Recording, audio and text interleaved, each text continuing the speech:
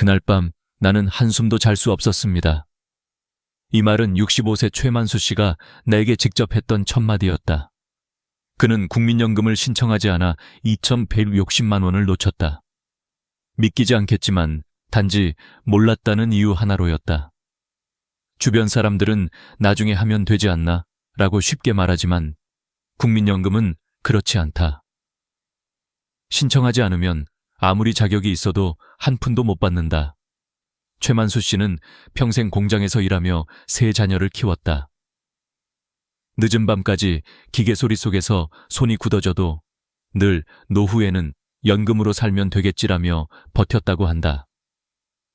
그런데 정년 퇴직 후 63세가 되었을 때 아무 연락도 오지 않자 그는 아직 때가 아니겠지 하고 넘겼다. 그렇게 2년이 흘렀다. 어느 날 동네 친구가 국민연금을 받고 있다는 이야기를 들었다. 나도 받을 수 있나? 궁금해져서 국민연금공단에 전화를 걸었다. 상담원은 조심스레 말했다. 어르신, 이미 63세 때부터 받으실 수 있었는데요. 지금 신청하시면 2년치 금액은 소급이 안 됩니다. 순간 귀가 멍해졌다고 한다. 90만 원씩 24개월이면 2,160만 원. 평생 한 푼, 두 푼 모아온 그에게는 어마어마한 금액이었다. 그날 밤 그는 이불 속에서 천장을 바라보며 자신을 탓했다. 왜 몰랐을까? 왜 확인해보지 않았을까? 그 후로 한동안 불면증에 시달렸다. 그가 한숨을 쉬며 내게 한 말이 잊히지 않는다. 젊었을 때보다 나이 들어서 더 억울하더군요. 이제 와서 누굴 탓하겠습니까? 이 이야기를 들으며 나는 생각했다. 우리 주변엔 최만수 씨가 얼마나 많을까?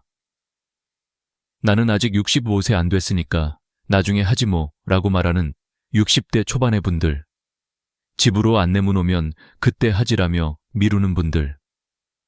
하지만 우편물이 안 오면요, 주소가 바뀌면요, 그 순간 당신의 2천만 원도 사라집니다.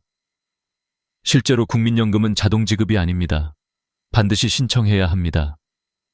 생일 두세 달 전에 안내문이 발송되지만 주소 변경이나 전달 누락으로 못 받는 경우도 많습니다.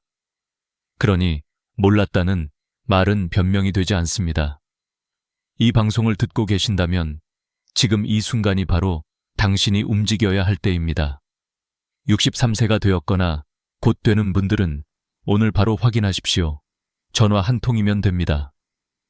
국민연금 콜센터 135 혹은 스마트폰 앱 내 곁에 국민연금. 공동인증서로 로그인하면 당신의 예상 수령객이 정확히 표시됩니다. 나는 방송을 하면서 수많은 사연을 들었다. 어떤 분은 병원비가 급해서 미리 연금을 받기로 했다가 감액을 당했고, 어떤 분은 신청 시기를 놓쳐 억울함에 눈물을 흘렸다. 하지만 공통점이 있다. 모두 몰라서 손해를 봤다는 것. 우리는 흔히 정부가 알아서 주겠지라고 생각한다. 그러나 현실은 그렇지 않다. 연금은 권리지만 스스로 청구해야만 받을 수 있다. 당신의 평생 땀이 묻은 돈이다. 국가가 챙겨주지 않는다. 당신이 챙겨야 한다. 최만수 씨는 지금도 그날을 잊지 못한다고 했다. 매달 25일 친구들이 연금이 입금되었다며 안도하는 모습을 볼 때마다 마음 한켠이 쓰리다고 했다. 그러나 그는 마지막에 이렇게 말했다. 그래도 이제라도 알았으니 다행이죠. 내가 겪은 일을 다른 사람들은 겪지 않았으면 좋겠습니다. 그의 이 한마디가 오늘 방송의 시작이 되었다. 당신의 통장에 2천만 원이 들어올 수도 아니면 사라질 수도 있습니다. 단지 신청서 한 장 차이입니다. 이제 다음 이야기를 들어보십시오. 과연 우리는 국민연금으로 얼마나 받을 수 있을까? 그 금액의 진실을 지금부터 말씀드리겠습니다. 내가 국민연금에 대해 본격적으로 관심을 가진 건 은퇴 후 3년이 지난 어느 날이었다. 친구 김영수 씨가 커피를 마시며 웃는 얼굴로 말했다. 나 이번 달부터 연금 받기 시작했어. 매달 135만 원이야. 처음엔 믿기지 않았다. 그거 회사에서 퇴직연금이야? 하고 물었더니 그는 고개를 저었다. 아니야, 국민연금. 32년 동안 꼬박꼬박 냈거든. 김영수 씨는 평범한 직장인이었다. 월 평균 소득은 320만 원. 가족을 위해 아침부터 밤까지 성실히 일한 사람이었다. 그의 아내도 25년 동안 일을 하며 국민연금을 냈다. 아내의 수령액은 월 88만 원. 두 사람의 연금을 합치면 매달 223만 원이었다.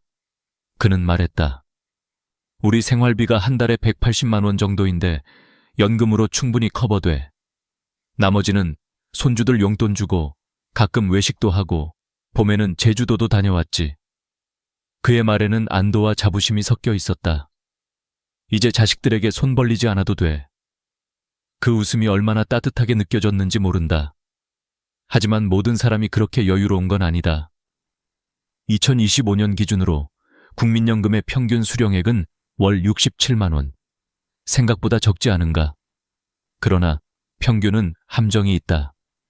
가입 기간과 소득 수준에 따라 차이가 매우 크다. 예를 들어 월 평균 소득이 300만 원이었던 사람을 기준으로 계산하면 20년 가입자는 월 86만 원, 30년 가입자는 월 129만 원, 40년 가입자는 월 172만 원. 같은 돈을 내도 얼마나 오래 냈느냐에 따라 이렇게 달라진다. 40년 납입자와 20년 납입자의 차이는 매달 86만 원, 1년이면 1032만 원, 10년이면 1억 원이 넘는다. 이 수치는 단순히 숫자가 아니다. 노후의 평온함과 불안함을 가르는 금액이다. 그래서 나는 그날 저녁 집에 돌아와 국민연금 앱을 설치했다. 내 곁에 국민연금. 로그인하자마자 내 예상 수령액이 화면에 떴다. 그 순간 손끝이 떨렸다. 이게 전부라고? 생각보다 금액이 적었다. 나처럼 중간에 이직과 공백이 많았던 사람들은 불리할 수밖에 없었다. 이때 깨달았다. 국민연금은 준비하는 사람만이 든든한 노후를 맞는다. 앱 사용이 어려운 분들은 공단 홈페이지나 맥 35번으로 전화해도 친절히 안내받을 수 있다. 상담원은 내게 지금부터라도 추가 납입을 고려해보세요 라고 조언했다. 그날 이후 나는 내 주변 사람들에게 늘 이렇게 말한다. 지금이라도 확인하세요. 당신이 받을 금액을 알아야 대비를 하지요. 실제로 예상 수령액을 조회하고 놀라는 분들이 많다. 어떤 분은 생각보다 많네 하며 안심하지만 또 어떤 분은 이걸로 어떻게 살아? 라며 걱정한다. 중요한 건 정확히 아는 것. 모르면 준비할 수 없고 준비하지 않으면 늦는다. 연금은 마법처럼 갑자기 늘어나지 않는다. 그건 젊을 때부터 쌓아온 신용과 노력의 결과다. 그래서 나는 이 영상을 통해 한 가지를 강조하고 싶다. 국민연금은 단순한 제도가 아니다. 그건 당신이 평생 일하며 쌓은 당신의 노동의 증거이자 노후의 생명줄이다. 이제 많은 분들이 궁금해하신다. 그럼 2026년부터 뭐가 바뀌는 거야? 좋은 질문이다. 18년 만에 찾아오는 국민연금 대개혁. 보험료는 조금 오르지만 대신 받는 돈도 크게 늘어난다. 그리고 일하면서 연금 받기도 쉬워진다. 다음 이야기에서는 그 변화의 구체적인 내용, 그리고 왜 이번 개혁이 줌 세대에게 마지막 기회가 될 수 있는지 자세히 말씀드리겠다. 내가 처음 2026년 개혁이라는 말을 들었을 때 솔직히 반신반의했다. 또 세금 올리겠다는 거 아니야? 주변 사람들도 대부분 그렇게 생각했다. 하지만 실제 내용을 들여다보니 단순한 인상이 아니었다. 오히려 지금 세대에게는 놓치면 안 될 유리한 변화였다. 2026년 1월 1일, 18년 만에 국민연금 대개혁이 시작된다. 그 핵심은 세 가지다. 더 내고, 더 받고, 더 쉽게 받는다. 먼저, 보험료가 오른다. 지금은 월급의 9%를 내는데 2026년부터는 9.5%가 된다. 그리고 매년 0.5%씩 올라 2033년엔 13%에 도달한다. 또 내야 하는 돈이 늘어나는 거잖아요. 맞다. 그러나 계산해보면 생각보다 크지 않다. 월급이 350만 원인 직장인을 기준으로 하자. 지금은 본인이 157,500원을 내고 회사가 똑같이 157,500원을 낸다. 2026년에는 본인 부담이 166.250원으로 오른다. 딱 8,750원 차이. 커피 두세 잔 값이다. 그런데 그 결과는 다르다. 받는 돈이 늘어난다. 이건 단순히 좋아진다 수준이 아니다. 국민연금의 소득 대체율이 기존 41.5%에서 40%로 인상된다. 즉, 퇴직 전 월 평균 소득이 300만 원이던 사람이 받는 연금이 개혁 전에는 92만 원이었지만 개혁 후엔 98만 원으로 오른다. 매달 6만 원씩 더 받게 되는 셈이다. 9천 원 더 내고 6만 원 더 받는다. 단순히 숫자만 봐도 이번 개혁은 50, 60세대에게 유리한 구조다. 이미 보험료를 오래 냈고 이제 곧 수급 시기에 들어가는 세대이기 때문이다. 그렇다면 자영업자와 프리랜서는 어떨까? 지역가입자는 회사가 절반을 부담해주지 않기 때문에 전액 본인이 납부한다. 월 소득 250만 원이라면 현재는 22만 5천 원을 내지만 2033년에는 32만 5천 원으로 오른다. 부담이 커지는 건 사실이다. 하지만 여기에 희소식이 있다. 2026년부터는 소득이 일정 기준 이하인 지역가입자에게 정부가 보험료 일부를 지원해준다. 예를 들어 월 소득이 200만 원 이하라면 일정 금액을 정부가 대신 내주는 것이다. 소득이 적다고 포기하지 마세요. 이건 노후 불평등을 완화하기 위한 첫걸음이다. 두 번째로 연금액 인상 시점이 바뀐다. 지금까지는 7월에 몰아서 인상했지만 2026년부터는 매년 1월부터 물가 상승률을 반영해 바로 올려준다. 올해 2025년도는 2.3% 인상되어 100만 원 받던 분은 102만 3천 원으로 늘었다. 이제는 7월을 기다릴 필요 없이 1월부터 매달 조금씩 인상된 금액을 받게 된다. 그리고 가장 중요한 변화는 출생 연도별 수급 나이 조정. 많은 분들이 헷갈리는 부분이다.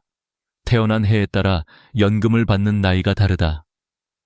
1952년생까지 60세부터 1953년생 61세부터 1957, 1960년생 62세부터 1961, 1964년생 63세부터 1965, 1968년생 64세부터 1969년 이후 65세부터 예를 들어 1962년생이고 생일이 6월 15일이라면 2025년 6월 15일에 63세가 된다. 그럼 언제부터 연금이 들어오냐고? 바로 다음 달 25일부터다. 이 날짜를 모르면 수백만 원을 놓칠 수 있다.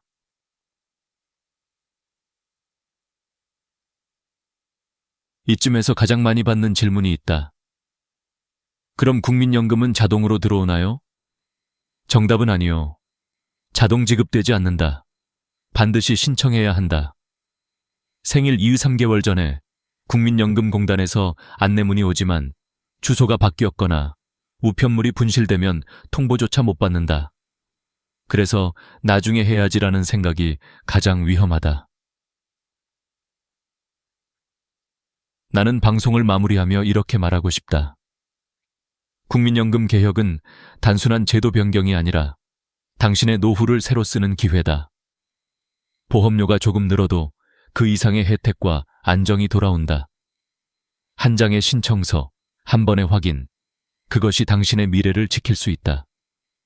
다음 이야기에서는 이 개혁 속에서도 몰라서 손해보는 사람들의 현실을 들려드리겠다. 그들의 공통점은 단 하나였다. 나는 나중에 하려고 했어요. 내가 방송을 하며 가장 안타까웠던 사연들 중 하나는 몰라서 손해본 사람들이었다. 그들의 공통점은 단 하나였다. 나중에 하려다가 늦었다. 그 중에서도 63세 이명숙 씨의 이야기가 아직도 생생하다. 그녀는 남편을 일찍 여의고 혼자 두 아들을 키웠다. 식당일, 청소일, 요양보호사 일까지 안 해본 게 없었다. 그렇게 25년 동안 성실하게 국민연금을 냈다. 그런데 정작 받을 나이가 되었을 때 그녀는 아무 연락도 받지 못했다. 아직 내 순서가 아닌가 보다 하고 넘겼다. 그러다 친구가 너 왜 아직 안 받아? 나 63세부터 받고 있어 라며 알려줬다. 그제야 공단에 전화를 걸었다. 결과는 충격적이었다. 이미 1년 반이 지났습니다. 그동안의 금액은 소급이 어렵습니다. 그녀는 한동안 말을 잇지 못했다. 매달 70만 원씩 18개월이면 1,260만 원. 그 돈이면 한 해 생활비의 절반이 넘는 금액이었다. 그녀는 울먹이며 이렇게 말했다. 그냥 안내문이 오면 알려줄 줄 알았어요. 내가 일하느라 바빠서 확인을 못했지요. 정말 억울해요. 이명숙 씨만의 이야기가 아니다. 전국의 국민연금 수급자 중 약 7%가 이런 식으로 신청 지연으로 손해를 본 적이 있다고 한다. 안내문이 늦게 왔어요. 주소가 바뀌어서 우편을 못 받았어요. 그냥 자동으로 들어올 줄 알았어요. 이 세 가지가 가장 흔한 이유다. 하지만 제도는 냉정하다. 국민연금은 신청주의 제도다. 신청하지 않으면 받을 자격이 있어도 지급되지 않는다. 심지어 일정 기간이 지나면 소급도 불가능하다. 최만수 씨가 2년 늦게 신청해 2,160만 원을 놓쳤던 것도 그 때문이다. 그뿐만이 아니다. 많은 분들이 잘 모르는 또 하나의 함정이 있다. 바로 조기 수령과 연기 수령. 이건 선택의 문제지만 잘못 선택하면 손해가 크다. 조기 수령은 최대 5년 일찍 받을 수 있지만 1년당 6%씩 감액된다. 예를 들어 원래 120만 원을 받을 분이 5년 일찍 받으면 30%가 깎여서 84만 원만 받게 된다. 물론 당장 생활비가 급하거나 건강이 좋지 않다면 조기 수령이 현명할 수도 있다. 하지만 많은 분들이 아무 계산 없이 빨리 받는 게 좋지라며 선택한다. 문제는 오래 살면 살수록 손해가 커진다는 것이다. 반대로 연기 수령을 하면 1년마다 7.2%씩 증가한다. 5년 늦게 받으면 무려 36%가 더 붙는다. 즉, 원래 90만 원을 받을 사람이 122만 원을 받게 되는 셈이다. 건강하고 여유가 있다면 이 선택이 훨씬 유리하다. 나도 방송에서 이런 사례를 소개할 때마다 늘 강조한다. 연금은 성급하게 결정할 일이 아닙니다. 당신의 건강 상태, 배우자, 연금 유무, 재정 상황을 종합적으로 따져봐야 한다. 한번 선택하면 다시 되돌릴 수 없기 때문이다. 그리고 또 하나, 정말 많은 분들이 오해하는 부분이 있다. 나는 아직 65세가 안 됐으니까 기다려야지. 그건 잘못된 생각이다. 연금 수령 나이는 출생 연도에 따라 다르다. 1961년생부터는 63세, 1965년생은 64세, 1969년생 이후는 65세부터다. 즉, 당신이 63세인데 신청을 안 했다면 이미 받을 수 있는 시기를 놓친 것이다. 생일이 지나면 다음 달 25일부터 지급된다. 예를 들어 생일이 6월이면 7월 25일이 첫 입금일이다. 이 단순한 사실을 몰라 수천만 원을 놓친 사람이 너무 많다.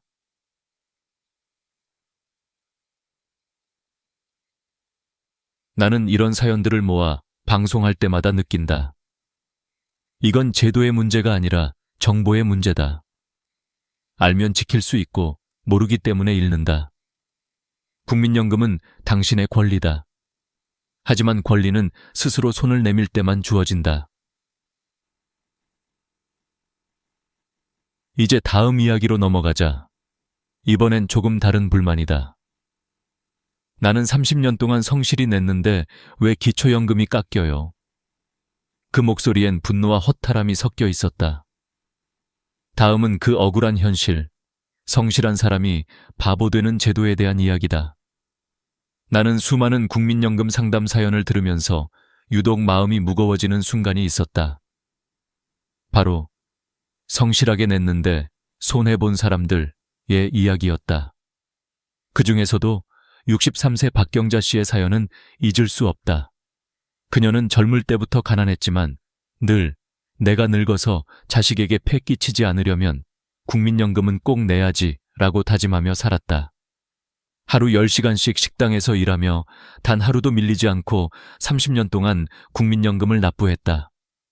퇴직 후 드디어 65세가 되어 기대하던 기초연금을 신청하러 주민센터를 찾았다. 하지만 직원의 한마디가 그녀의 얼굴을 굳게 만들었다. 어르신, 국민연금을 많이 받으셔서 기초연금은 17만 원이 깎입니다. 그녀는 순간 귀를 의심했다. 아니, 30년 동안 한 푼도 안 밀리고 냈는데 왜 깎아요? 직원은 난감한 표정으로 답했다. 그게 연계 감액 제도 때문입니다. 국민연금을 많이 받으시면 기초연금은 일부 줄어듭니다. 그녀는 손에 쥐고 있던 서류를 바라보며 한참을 멍하니 있었다. 영안으로 따지면 이번 4만 원 손해. 옆집 친구는 국민연금을 한 푼도 내지 않았는데 매달 34만 원씩 기초연금을 꼬박꼬박 받는다. 그녀는 울분을 삼키며 이렇게 말했다. 열심히 낸 내가 바보가 된 기분이에요. 사실 박경자 씨 혼자만 그런 게 아니다. 2024년 기준으로 국민연금과 기초연금을 동시에 받는 사람은 약 343만 명. 그중 70만 4천 명이 기초연금 감액을 당하고 있다. 5명 중 1명꼴이다. 이 제도의 이름은 국민연금 연계 감액. 취지는 형평성 유지라고 한다. 많이 낸 사람은 이미 연금이 있으니 적게 낸 사람에게 더 주자는 논리다. 하지만 그 결과는 역설적이다. 성실하게 낸 사람이 손해보는 구조, 열심히 일하고 꼬박꼬박 납부한 사람이 억울함을 느끼게 되는 것이다. 다행히도 이 문제는 2026년 이후 점차 개선될 예정이다. 정부는 부부 감액 제도를 단계적으로 축소하기로 했다. 지금은 부부가 둘 다 기초연금을 받으면 각각 20%씩 깎이지만 2027년부터는 소득 하위 40%에게는 15%만 감액한다. 2030년에는 10%로 줄어든다. 그리고 기초연금 자체도 인상된다. 2026년부터는 저소득 노인에게 월 40만 원까지 지급되며 2027년에는 전 대상자에게 동일하게 확대될 예정이다. 이건 단순히 돈의 문제가 아니다. 노후의 존엄, 평생의 노력에 대한 최소한의 보상이다.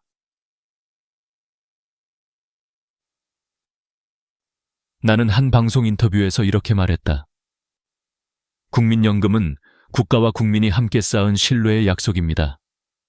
그 약속이 성실한 사람에게 불공평하게 느껴진다면 그건 제도의 실패입니다. 박경자 씨도 이후 내게 연락을 주셨다. 그래도 방송 보고 위로가 됐어요. 나만 억울한 게 아니라는 걸 알았어요. 그녀는 웃으며 덧붙였다. 다음 세대는 이런 일 겪지 않았으면 좋겠어요. 그 말을 들으며 나는 깊이 고개를 끄덕였다. 우리의 부모 세대는 나라가 가난하던 시절에도 희망 하나로 납부서를 들고 은행 창구에 섰다. 그 마음을 헛되이 해서는 안 된다. 다행히 정부는 성실 납부자 우대 제도와 보험료 지원 확대를 검토하고 있다. 출산 크레딧, 군복무 크레딧도 2026년부터 확대된다. 첫째 아이도 12개월, 둘째도 12개월, 셋째부터는 18개월씩 가입기간으로 인정받을 수 있다. 그리고 군 복무자도 최대 12개월까지 혜택이 늘어난다. 이는 단순한 제도 개편이 아니라 노력한 사람에게 정당한 보상을 돌려주는 변화다.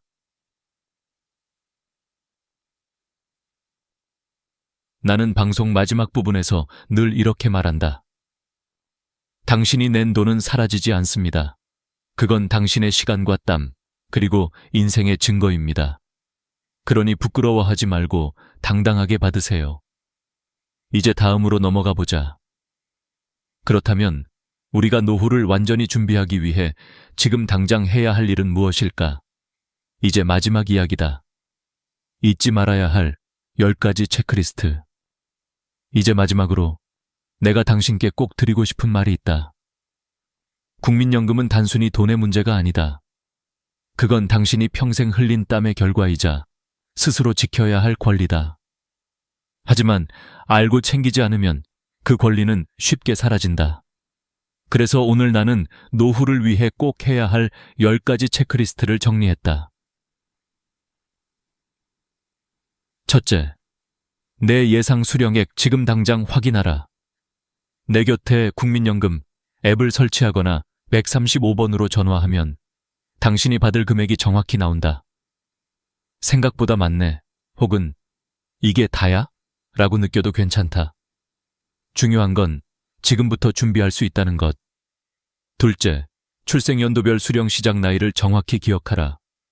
1967-64년생은 63세, 1965-68년생은 64세, 1969년 이후는 65세부터다.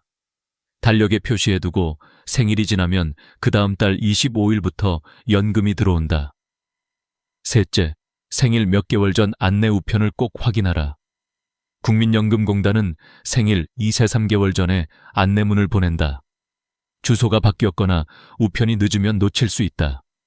그래서 미리 확인하는 습관이 필요하다. 단 하루라도 늦으면 수백만 원이 사라질 수 있다. 넷째, 출산 크레딧과 군복무 크레딧을 반드시 체크하라.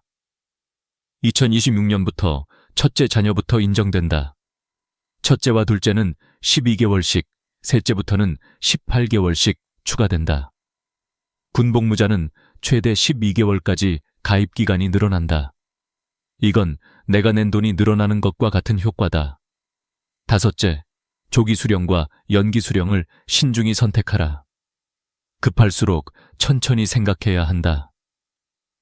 지금 6% 깎이는 조기 수령을 선택하면 10년 뒤엔 그 차이가 수천만 원이 된다. 건강하고 여유가 있다면 연기 수령이 훨씬 현명하다. 여섯째, 기초연금 신청을 잊지 마라. 65세가 되면 누구나 신청 자격이 있다. 국민연금을 많이 받아서 감액되더라도 받는 게 안 받는 것보다 낫다. 기초연금은 65세 생일달부터 신청할 수 있으며 늦으면 소급 지급이 되지 않는다. 일곱째, 본인 명의 통장을 미리 준비하라. 배우자나 자녀 명의 통장은 안 된다. 계좌가 압류되어 있거나 사용 정지된 건 없는지 확인하라. 연금은 매달 25일 당신 통장으로 정확히 들어온다. 여덟째, 서류를 미리 챙겨라. 신분증, 통장사본, 가족관계 증명서만 있으면 된다. 앱이나 홈페이지로도 간편하게 신청 가능하다. 서류가 복잡하다고 미루는 게 가장 큰 손해다. 아홉째, 국민연금 외에 노후 준비를 하라. 개인연금, IRP, 주택연금 등 다양한 방법이 있다. 노후 최소 생활비는 월 136만 원이지만 국민연금 평균은 67만 원이다. 즉, 절반이 비어있다. 지금부터라도 현대 15%의 소득을 따로 모으라. 열째, 정기적으로 납부 내역을 확인하라. 가끔 납입 기록이 누락되는 경우가 있다. 공단 직원이 대신 챙겨주지 않는다. 당신 스스로 확인해야 한다. 이건 당신의 권리이자 책임이다. 나는 수많은 사람들을 만나면서 깨달았다. 연금은 복잡한 제도가 아니다. 모르면 손해, 알면 평생의 힘이 된다. 65세의 최만수 씨가 2,060만 원을 놓친 것도, 63세의 이명숙 씨가 60만 원을 잃은 것도 몰랐기 때문이었다. 그러니 제발 생일 두세 달 전에는 반드시 우편함을 확인하고 지금 당장 앱을 설치하고 당신의 이름으로 신청서를 쓰라.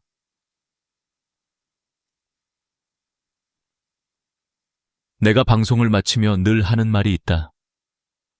국민연금은 시혜가 아닙니다. 그건 당신이 평생 성실하게 살아온 증거입니다. 그러니 당당하게 받으세요. 그건 국가의 은혜가 아니라 당신이 쌓은 자격입니다. 오늘 영상이 당신의 마음에 작은 경각심이 되길 바랍니다. 그리고 당신의 부모님, 형제, 친구들에게도 꼭 전해주세요. 신청 안 하면 못 받습니다. 이 단순한 사실이 누군가의 2천만 원을 지켜줍니다. 다정한 노후가 당신의 행복한 내일을 응원합니다. 구독과 좋아요, 그리고 공유 한 번이 누군가의 인생을 바꿀 수 있습니다. 감사합니다. 전화가 끊긴 밤, 수화기 저편에서 딸의 차가운 목소리가 남기고 간 공기가 방 안에 길게 눌어붙어 있었다. 잔액 23천 원, 관리비 2달 체납, 병원 고지서가 아직 서랍에 그대로인 현실 앞에서 이순자. 나는 거울 속 내 얼굴을 오래 바라보았다. 언제 이렇게 주름이 깊어졌을까? 새벽 장사를 나가던 젊은 날의 손등은 어디로 갔을까? 평생 모은 성실이 왜 노년의 안도감으로 돌아오지 못했을까? 엄마, 우리도 정말 힘들어요. 그 말이 나쁘지 않다고 스스로를 다독였지만 진실은 심장을 조용히 긁었다. 나는 통장을 덮고 불을 끄려다 다시 켰다. 어둠은 더 큰 어둠을 낳으니까.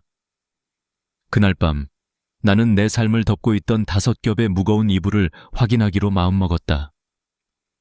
체면 때문에 지출한 수많은 봉투들, 나중에로 미루어둔 저축과 건강, 외로움을 돈으로 달래던 저녁들, 자식이 있으니 괜찮을 거라는 달콤한 착각, 그리고 작은 돈은 의미 없다는 말까지. 어쩌면 빈곤은 한 번에 오지 않는다.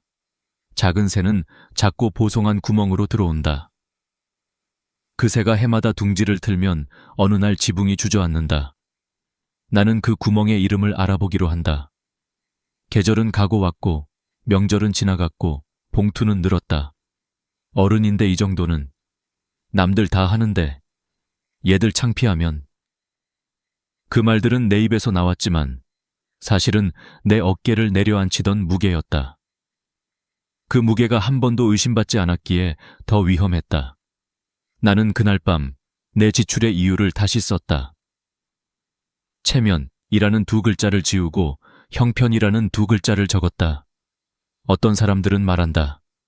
늦었다고, 이 나이에 무엇을 바꾸냐고. 그러나 경험은 알려준다. 늦었다고 말하는 입술이야말로 내일을 훔치는 첫 도둑이라고. 지금 관절이 좀 아프고 기억이 가끔 흐려져도 마음이 결심하는 속도는 여전히 젊을 수 있다. 나는 의자 끄트머리에 앉아 종이에 이렇게 적었다. 오늘부터 5가지를 끊는다. 그리고 첫 줄에 이렇게 덧붙였다. 끊는다는 건 버리는 게 아니라 되찾는 것이다. 되찾아야 할 것은 자존심이 아니라 자존감, 체면이 아니라 평안, 남의 눈이 아니라 나의 숨이었다. 창밖에는 늦은 가을 바람이 불었다. 오래된 커튼이 흔들리고 싱크대 밑에서 묵직한 물소리가 똑똑 떨어졌다. 가난은 소리 없이 오지만 변화는 언제나 소리를 낸다. 연필 끝이 종이를 긁는 전진의 소리, 서랍을 열고 영수증을 모으는 움직임의 소리, 그리고 내 마음 어딘가가 이제 그만이라고 말하는 미세한 속삭임. 나는 결심을 실제로 만들기 위해 작게 움직였다. 지갑에서 카드를 꺼내어 노트 옆에 놓고 축의금 봉투가 든 서랍을 잠그고 내일 아침 동네 은행에 가서 자동이체 1만 원이라도 걸어두기로 했다. 적금은 금액보다 방향이 중요하다는 걸 늦게 배운 내가 먼저 증명해야 했다. 그 방향이 내일의 나를 향해 있다면 금액은 언젠가 따라온다. 외로움이 몰려올 때마다 친구에게 전화를 걸던 손가락은 잠시 멈췄다. 오늘은 대신 운동화를 꺼내 문 앞에 놨다. 습관은 다음 행동의 문을 미리 열어두는 작은 준비에서 시작된다. 아침에 신발이 보이면 발은 변명보다 빠르게 움직인다. 내일 10분만 걷자. 10분이 20분이 되고 20분이 한 달이 되면 병원비가 조금은 늦게 온다. 자식에게 기대던 마음을 내려놓는 연습도 그 자리에서 시작했다. 괜찮다. 엄마가 알아서 한다. 이 말을 머릿속에서 수십 번 되뇌었다. 효도는 자식의 몫이지만 존엄은 나의 몫이다. 나는 내 생활의 작은 수입원을 떠올렸다. 동네 슈퍼가 오전 타임 아르바이트를 구한다 했지. 체력이 허락하는 날 2시간만 서자. 돈의 액수가 아니라 나는 나를 먹여 살릴 수 있다는 감각이 필요했다. 그 감각은 다리가 휘청할 때 지팡이가 되어준다. 체면을 지키느라 쓴 돈들 사이에서 나는 정말 필요한 일과 보여주기 위한 일을 가르기로 했다. 다음 명절엔 직접 만든 장조림을 보낼 것이다. 값비싼 선물 세트 대신 손맛과 편지. 며느라기야, 너희도 부담이었지. 엄마가 음식으로 마음을 보낸다. 선물은 가격표가 아니라 천이 남아야 오래간다. 그리고 나는 나중에 라는 단어를 냉장고 문짝에서 떼어내어 쓰레기통에 던져 넣었다. 나중에는 오지 않는다. 오더라도 이미 늦은 나중이다. 내일이 오기 전에 오늘을 한 칸 당겨오는 방법은 의외로 단순하다. 지금 서 있는 자리에서 가능한 가장 작은 결정을 하는 것. 자동이체 1만 원, 물 1컵 대신 2컵, 엘리베이터 대신 계단 1층, TV 30분 끄고 창밖 보기 5분. 작다는 이유로 미뤄졌던 것들이 모여 내 삶의 결을 바꾼다. 작은 돈의 경신은 그동안 나를 가난하게 만들었지만 작은 변화의 경신은 내일의 가능성을 가난하게 만든다. 나는 눈을 감고 숨을 길게 들이켰다. 오래된 집안의 냄새에서 내 숨소리가 분리되는 느낌. 마음이 한톨 가벼워지자 불안의 얼룩이 어둠 속에서 형태를 잃어갔다. 그때 알았다. 불안은 지식이 아니라 행동으로 지워진다는 것을. 나는 자식에게 전화를 걸지 않았다. 대신 내일 은행, 모레 보건소, 주말 도서관, 월요일, 경로당 봉사 신청이라는 4개의 약속을 달력에 찍었다. 일정은 돈이 없어도 가질 수 있는 가장 강력한 자산이다. 일정이 있는 사람은 외로움과 소비의 유혹에서 한 발 더 멀어진다. 그리고 다시 통장을 열었다. 23천 원. 숫자는 변하지 않았지만 표정은 조금 바뀌었다. 부족을 직시한 사람의 표정, 그러나 등이 고다진 사람의 표정. 나는 펜으로 통장 맨 끝에 작은 별표를 그렸다. 오늘 시작. 그 별표가 한 달 뒤, 3달 뒤, 내년 오늘 어떤 모양이 될지 나는 모른다. 하지만 이제는 안다. 내 인생의 방향키가 바뀌었음을.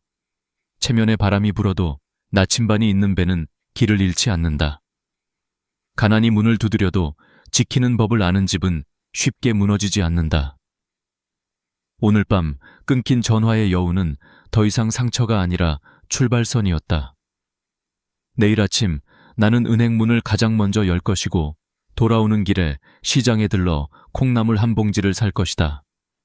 절약은 배고픔이 아니라 선택의 훈련임을 기억하기 위해. 그리고 현관 앞 신발을 가지런히 놓고 중얼거릴 것이다. 늦지 않았다.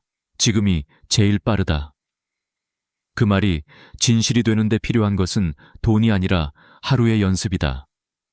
문을 닫자 방 안이 고요해졌다. 나는 불을 끄며 미소를 지었다. 오늘의 실패는 오늘로 끝났다. 내일의 나는 오늘보다 가벼울 것이다. 그리고 그 가벼움이 오래도록 나를 지켜줄 것이다. 체면이 밥 먹여주더냐. 어릴 때 어머니가 하시던 말이 이제야 가슴에 와닿는다. 평생 그 말을 흘려들었다. 체면이란 건 사람의 품격을 지켜주는 갑옷이라 여겼다. 하지만 이제 보니 그 갑옷은 나를 서서히 가난으로 끌어당기는 쇠덩이였다. 나는 그 무게를 모르고 너무 오래 입고 다녔다. 명절이 다가오면 늘 백화점 지하식품관으로 향했다. 한우 세트, 굴비 세트, 홍삼 세트. 어른인데 이 정도는 해야지. 그 말이 입버릇처럼 나왔다. 카드값 고지서가 나올 때마다 심장이 철렁했지만 그래도 체면이 있으니까. 며느리 친정에도 보내야지. 안 그러면 뭐라고 들을까. 그렇게 명절 하나가 지나면 통장은 또 비었다. 나는 그때마다 내게 말했다. 다음 달엔 아껴 써야지. 그런데 그 다음 달엔 친구 아들 결혼식이 있었다. 다들 10만 원 낸다더라. 나만 5만 원 내면 얘가 창피하겠지. 그렇게 다시 봉투를 준비했다. 그리고 모임이 있었다. 오랜 친구들을 만나면 계산할 때 꼭 이렇게 말했다. 내가 낼게. 오늘은 내가 살게. 그 순간만큼은 뿌듯했다. 친구들이 웃으며 순자야, 역시 너밖에 없다 할 때 내 안의 허전함이 잠시 채워졌다. 그러나 그 허전함은 다음 날 통장을 보며 다시 돌아왔다. 나중에 알았다. 그건 허영이 아니라 불안이었다. 남들에게 인정받지 못하면 내가 사라질 것 같은 두려움. 그래도 어른인데 남들이 뭐라고 할까? 그런 생각이 나를 묶었다. 그런데 그 남들은 지금 어디 있을까? 내가 결혼식 축의금 많이 냈던 사람들, 명절마다 선물 보냈던 사람들, 내 생일을 기억하는 사람은 한 명도 없다. 체면은 결국 나만 믿은 허상이었다. 진짜 체면은 돈으로 사는 게 아니라 자신을 아는 데서 시작된다는 걸 이제야 배운다. 나는 그날 작은 실험을 했다. 친구 모임에서 식사 후 계산할 때 평소처럼 지갑을 열다가 이렇게 말했다. 오늘은 각자 계산하자. 나도 요즘 형편이 좀 그래서. 순간 공기가 잠시 멈췄다.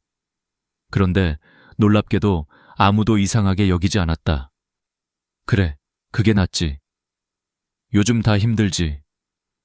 친구들은 자연스럽게 계산서를 나눠 들었다. 그날 집에 돌아오는 길, 이상하게 마음이 편했다. 눈치 보지 않아도 되는 자유, 그것이 돈보다 더 큰 부자감이었다. 체면 소비를 멈추면 처음엔 허전하다. 그 허전함은 마치 내게서 뭔가 중요한 걸 잃은 듯한 기분이다. 하지만 시간이 지나면 그 빈자리에 진짜 관계가 들어온다. 비싼 선물 대신 정성을 보낼 때 사람은 물건보다 마음을 기억한다. 작년 명절 나는 며느리에게 직접 만든 반찬을 보냈다. 장조림, 멸치볶음, 깍두기. 미안한데 큰 선물은 못 챙겼어. 대신 네가 좋아하는 반찬 만들었어. 그 말을 전하며 솔직히 불안했다. 혹시 섭섭해하면 어쩌지? 그런데 며느리에게서 전화가 왔다. 어머니, 너무 맛있어요. 사실 저희도 선물 주고받는 거 부담이었어요. 그 순간 마음 한쪽이 풀렸다. 진심이 통하면 체면은 필요 없다. 나는 이제야 깨달았다. 체면 소비는 결국 나를 지키기 위한 것이 아니라 남의 눈으로 나를 소비하는 것이었다. 진짜 품위는 돈으로 보여주는 게 아니라 내 형편을 솔직히 말할 수 있는 용기에서 나온다. 미안한데 이번에는 못 도와줄 것 같아. 요즘은 내가 좀 힘들어서. 이렇게 말할 수 있는 사람이 진짜 어른이다. 실제로 한국의 노후 파산 원인을 조사한 보고서가 있다. 65세 이상 파산자의 68%가 인간관계 유지비 때문에 재정이 무너졌다고 답했다. 명절 선물, 경조사비, 모임 비용이 대표적이었다. 평생 모은 돈이 사람들 사이에서 흩어졌다. 하지만 남은 건 관계가 아니라 고독이었다. 남들에게 잘 보이려는 그 마음이 결국 나를 더 외롭게 만든 것이다. 이제 나는 숫자를 다르게 본다. 명절 선물비 30만 원이면 국민연금 2개월치와 같다. 축의금 10만 원은 한 달 식비의 1/3이다. 체면이란 단어가 내 가계부에서 빠지자 숫자들이 현실로 바뀌었다. 나를 위한 돈, 건강을 위한 돈, 그리고 미래를 위한 돈이 다시 보이기 시작했다. 나는 더 이상 어른인데 이 정도는 이라는 말을 쓰지 않는다. 대신 이렇게 말한다. 내 나이에 맞게, 내 형편에 맞게. 그렇게 말할 수 있을 때 비로소 어른이 된다. 그리고 무엇보다 마음이 편하다. 그날 밤 나는 가계부 첫 페이지에 이렇게 적었다. 남의 눈보다 내 삶을 지키자. 체면은 내려놓고 평안을 입자. 불필요한 지출을 막는 건 단순히 돈을 아끼는 일이 아니라 나를 존중하는 일이다. 나를 지키는 첫 번째 습관, 그것이 체면 소비를 끊는 것이다. 창밖에서 가을비가 내렸다. 빗방울이 유리창을 두드리는 소리가 마치 내 마음을 씻어주는 듯했다. 그동안 사람들의 시선을 닦아내고 이제는 내 얼굴을 다시 본다. 주름 많은 얼굴이지만 거기에는 새로운 결심이 있다. 나는 내일도 장을 볼 것이다. 그러나 이번에는 다른 마음으로 가격표보다 필요를 먼저 보며 다른 사람보다 나 자신을 위해. 그게 진짜 품이다. 나중에 할게. 이 5글자는 내 인생의 가장 달콤한 독이었다. 듣기엔 위로 같고 말하기엔 핑계 같고 결국엔 아무것도 남기지 않는 마법의 주문이었다. 나중에는 언제나 편하다. 지금은 바쁘니까, 지금은 돈이 없으니까, 지금은 시간이 없으니까. 하지만 그 지금이 쌓이면 어느 날 인생은 이제는 늦었다는 문을 닫는다. 나는 그 문 앞에 선 적이 있다. 그리고 깨달았다. 나중에는 오지 않는다. 50대 중반의 박철수 씨를 처음 만났을 때 그는 내 옆집 사람이었다. 성실했고 돈도 잘 벌었고 가족도 화목했다. 하지만 그에게는 한 가지 병이 있었다. 바로 나중의 병. 친구가 연금보험을 권했을 때 그는 이렇게 말했다. 나중에 할게. 애들 대학 보내고 나면. 건강검진을 미루며 내년엔 꼭 받을게라 했다. 운동도 다음 달부터 해야지 라고 했다. 그렇게 10년이 흘렀다. 그리고 그는 60세에 회사를 그만뒀다. 퇴직금 7천만 원을 받았지만 어떻게 굴려야 할지 몰랐다. 나중에 공부 좀 하고 해야지. 그 사이 물가는 오르고 병원비는 늘고 기회는 사라졌다. 67세가 된 지금 그는 한 달 병원비 30만 원을 내며 말한다. 그때 뭐라도 시작했어야 했는데. 하지만 세상엔 그때라는 시간은 다시 오지 않는다. 나는 그의 이야기를 들으며 내 삶을 떠올렸다. 나도 그랬다. 나중에 라는 말을 믿었다. 은행 창구 직원이 적금 상품을 권할 때 지금은 여유가 없어요. 병원 의사가 건강검진을 권할 때 바빠서 다음에. 아이들 결혼 준비하느라, 명절 준비하느라, 일하느라 늘 지금은 나중을 위한 준비라고 믿었다. 그런데 아이들은 다 컸고 일은 끝났고 남은 건 나였다. 준비된 나가 아니라 미뤄진 나. 나는 그날 통장을 열었다. 남은 돈은 30만 원. 그런데 놀랍게도 후회보다 다짐이 먼저 왔다. 지금이라도 해야겠다. 나중에를 끊는다는 건 거창한 결심이 아니다. 그냥 지금 하는 것이다. 예를 들어 저축. 지금 1만 원이라도 넣는 것이다. 운동. 오늘 10분이라도 걷는 것이다. 공부.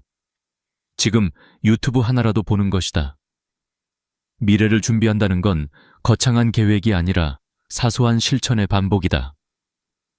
한국은행 통계에 따르면 50대에 노후 준비를 시작한 사람보다 60대에 시작한 사람의 평균 연금 수령액은 42% 낮다고 한다. 10년 늦으면 평생의 안정감이 절반으로 줄어드는 셈이다. 건강도 마찬가지다. 50대에 운동을 시작한 사람은 70대의 평균 의료비가 40% 적다. 몸과 돈은 같아졌다. 미루면 이자가 붙는다. 나는 나중에를 끊기 위해 나만의 의식을 만들었다. 매달 15일, 오늘 시작의 날. 그날은 무엇이든 새로 하나를 시작하는 날이다. 이번 달엔 자동이체 적금 1만 원을 걸었다. 다음 달엔 요가 수업을 등록했다. 그 다음 달엔 건강검진 예약을 했다. 작은 행동이지만 그 달력의 빨간 동그라미가 나를 바꿨다. 사람은 자신이 지킨 약속의 횟수만큼 자신을 믿게 된다. 가끔 친구들이 말했다. 이 나이에 뭘 새로 해? 그 말이 나를 흔들었다. 하지만 나는 조용히 웃었다. 나이는 숫자지만 습관의 나이는 따로 있다. 오늘 시작하면 내 습관의 나이는 다시 1살이 된다. 그리고 그 1살은 80이 되어도 자라난다. 나는 나중에를 미루는 대신 내일의 나에게 편지를 쓴다. 내일의 나야, 오늘의 나는 조금 용감했어. 은행에 가서 통장 만들었어. 걷기 운동도 했어. 네가 이걸 읽을 때 혹시 또 미루고 싶어질까봐 이 편지를 남겨. 그 편지를 읽는 날, 나는 다시 걸었다. 편지는 약속이다. 나중에를 끊는 가장 확실한 방법은 지금의 자신과 약속하는 것이다. 그리고 나는 나중에를 지금으로 바꾸는 연습을 했다. 나중에 전화해야지가 떠오르면 바로 전화를 걸었다. 나중에 치워야지가 떠오르면 그 자리에서 일어났다. 나중에를 입에 올릴 때마다 나는 이렇게 중얼거렸다. 지금이 그 나중이야. 노후 빈곤의 절반은 나중에에서 시작된다. 지금 준비하지 않으면 언젠가 준비할 수 없게 된다. 그리고 늦게 시작했더라도 시작하는 순간 나중은 사라진다. 지금 이 글을 읽는 당신이 있다면 당신의 나중은 이미 오늘이 된 것이다. 나는 창문을 열었다. 찬바람이 얼굴을 스쳤다. 예전 같으면 감기 걸릴라 하며 닫았겠지만 오늘은 다르게 느꼈다. 신선한 공기가 폐 속으로 들어오며 속이 환해졌다. 이게 바로 지금의 공기구나. 나는 그 공기를 깊게 들이마셨다. 내 삶에도 이런 바람이 필요했다. 지금 숨 쉬듯 지금 살기로 한 것이다. 그날 밤 나는 다짐을 적었다. 나중에를 버리면 오늘이 내 편이 된다. 이제 내 인생의 방향은 미루는 곳이 아니라 움직이는 곳으로 향하고 있었다. 감정이 돈을 지배하는 순간 인생의 방향도 함께 흔들린다. 나이가 들수록 돈보다 외로움이 더 무섭다는 말이 있다. 그건 사실이다. 외로움은 사람을 조용히 가난하게 만든다. 나는 그걸 69세 김영희 할머니의 이야기를 통해 똑똑히 보았다. 남편이 세상을 떠난 뒤 그녀는 혼자 남았다. 자식들은 모두 출가했고 하루 종일 집안은 고요했다. 아침에 일어나도 대화할 사람이 없고 밥을 먹어도 잘 먹었다는 말 한마디가 없다. 처음에는 자유로웠다. 이제 내 인생이다. 하지만 한 달이 지나자 자유는 곧 외로움으로 바뀌었다. 그녀는 친구들에게 전화를 걸었다. 오늘 점심 먹을래? 커피 한잔 할까? 내일은 같이 시장 갈래? 하루에 2번, 3번씩 약속이 생겼다. 그렇게 외로움을 피했지만 통장은 점점 얇아졌다. 점심 1만 원, 커피 5천 원, 노래방 2만 원. 하루 3만 원이 아무렇지 않게 나갔다. 일주일이면 20만 원, 한 달이면 70만 원.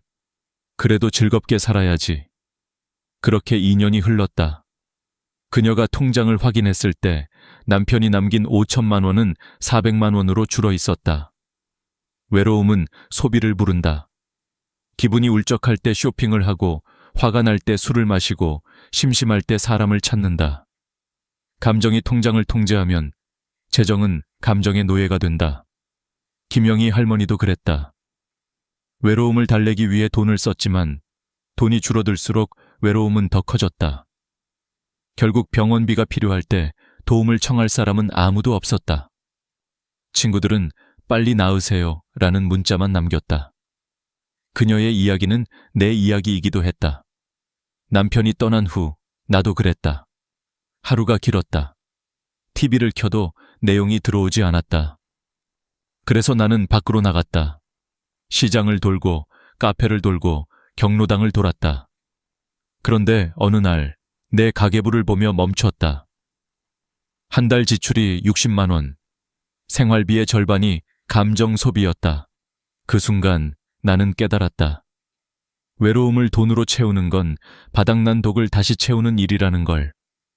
그날부터 나는 외로움을 다른 방식으로 다스리기 시작했다. 새벽에 일어나 동네 공원을 걸었다. 처음엔 10분만 걸었다. 이웃이 인사를 건넸다. 오늘도 일찍 나오셨네요. 그 한마디에 마음이 따뜻해졌다. 도서관에도 갔다. 책 냄새가 좋았다.